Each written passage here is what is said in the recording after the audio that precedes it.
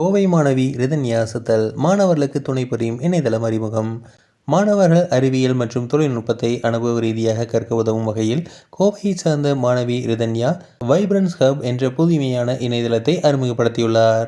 கோவை மணியக்காரன்பாளையத்தைச் சேர்ந்த சிவராம் என்பவரின் மகள் ரிதன்யா தனியார் பள்ளியில் +2 படித்து வருகிறார். இவர் கல்வி, தொழில்நுட்பம் மற்றும் ஆரோக்கிய வாழ்வை ஒருங்கிணைக்கும் புதிய முயற்சியாக வைப்ரன்ஸ் ஹப் என்ற இணையதளம் மற்றும் மொபைல் ஆப்பை உருவாக்கியுள்ளார். இந்த தளமானது மாணவர்கள் திட்ட அடிப்படையிலான கற்றல் மூலம் அறிவியல் மற்றும் தொழில்நுட்பத்தை அனுபவ ரீதியாக கற்க உதவுகிறது. புதிய இணையதளம் தொடர்பாக மாணவி ரிதன்யா பேசும்போது, செயற்கை நுண்ணறிவு காலத்தில் தகவல்கள் அனைவருக்கும் எளிதாக கிடைக்கின்றன.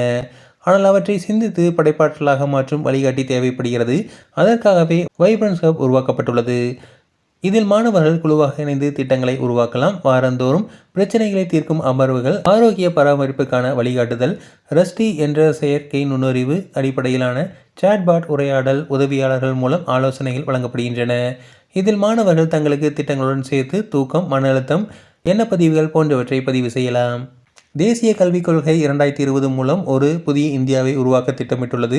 இந்த திட்டத்திற்கான தொழில்நுட்ப அடித்தளத்தை வைப்ரன்ஸ் ஹப் அமைக்கிறது. இந்த தளம் மாணவர்களுக்கு முற்றிலும் இலவசமாக வழங்கப்படுகிறது என்று கூறியுள்ளார்.